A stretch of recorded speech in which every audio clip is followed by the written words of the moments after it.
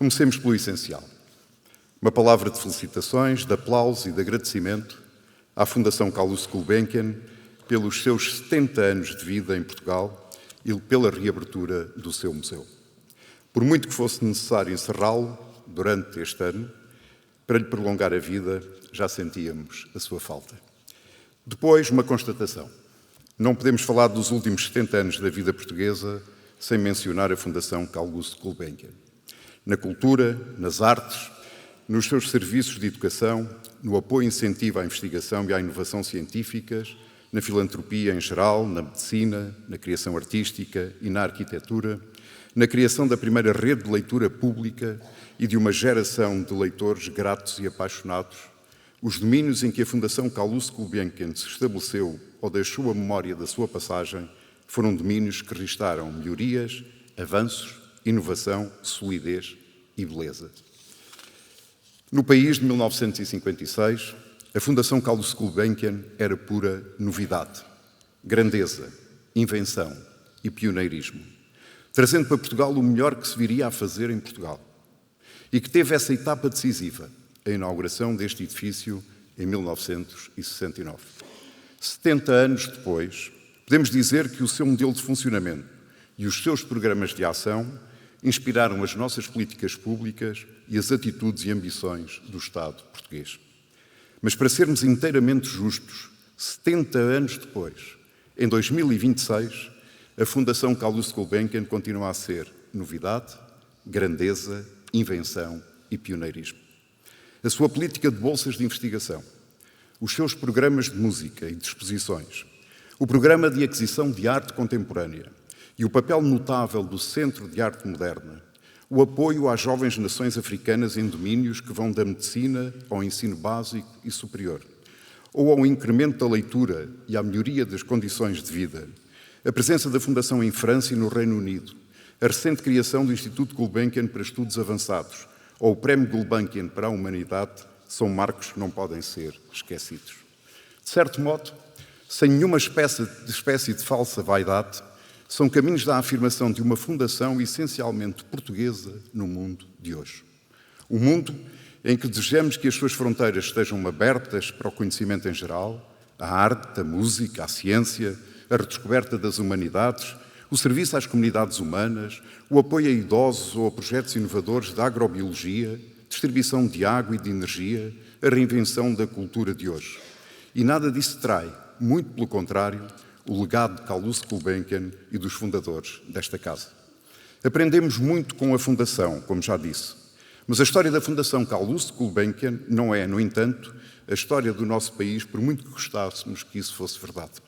Muitas das vezes escutei esta expressão, e todos a reconhecemos, certamente nesta sala, é de que a Gulbenkian foi o nosso Ministério da Cultura enquanto não havia Ministério da Cultura, ou o nosso Ministério da Ciência enquanto não havia políticas públicas de ciência, ou desenvolvimento e incremento de centros de investigação científica, ou que era a nossa sala de inovação na área da música, da museologia e até da edição, publicando séries de livros nas áreas da ciência, da literatura ou da história e da filosofia, que só podemos ler graças ao investimento e à disponibilidade da Fundação Calouste Gulbenkian. Várias vezes me tenho referido, desde que fui eleito Presidente da República, à responsabilidade social da riqueza. Creio que a Fundação Calouste Gulbenkian pode ser eleita como um exemplo maior, dado os seus recursos financeiros e humanos. Certamente um exemplo irrepetível, quaisquer que tenham sido as razões profundas que levaram Calouste Sarkis Gulbenkian a ter pensado na Fundação e imaginado o seu futuro, esse é o espírito que há de ficar. Referi-o antes como uma espécie de devolução à comunidade da parte do sucesso, a que a comunidade está ligada de alguma forma. O caso desta grande instituição é diferente. Tratou-se de uma escolha. A escolha de um país que está grato à Fundação, porque a sua vida melhorou com a Fundação. As suas instituições melhoraram com a Fundação. Os portugueses puderam usufruir de benefícios para lá dos inimagináveis desde 1956. A gratidão é uma das mais belas palavras dos nossos dicionários e devemos usá-la neste caso. É uma das palavras do meio de que tanto estamos necessitados. Sei que essa escolha, a escolha do nosso país como sede da Fundação, é um tema de contornos políticos e diplomáticos cuja bibliografia é cada vez mais vasta, tal como a história da própria Fundação Carlos Gulbenkian. Mas hoje interessa-nos exclusivamente o legado que essa escolha tornou possível. Foi um legado construído com esforço e criatividade pessoal, com as vantagens e vicissitudes da história e também com sorte, que é um instrumento importante. Parte desse legado está representado neste auditório, onde já escutámos música e assistimos a conferências.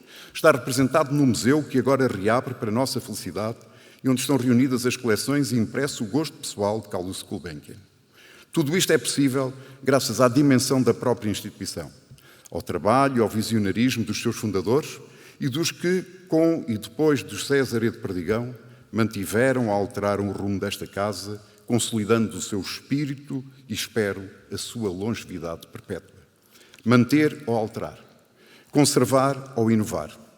Muitas das vezes discutimos esta dualidade, esta dualidade está aparentemente em oposição de critérios. Mesmo neste domínio, a Fundação Carlos Gulbenkian tem sido exemplar. Na semana passada, o professor António Feijó teve uma expressão muito feliz, quando lembrava a dimensão da Fundação como um enorme transatlântico a quem não se pode pedir, nem é bom pedir, mudanças bruscas de direção. Esta atitude tem sido um dos segredos desta Fundação. Com o tempo, o mundo entrou na Fundação Carlos Gulbenkian, mas a Fundação estava preparada para o receber, para o alojar e para conversar com as mudanças desse mundo. Esse espírito tem mantido esta casa, que tem sido um albergue para a inovação e para o passado, para as novas perspectivas sobre a nossa história, a nossa cultura, as nossas artes, a nossa relação com os outros.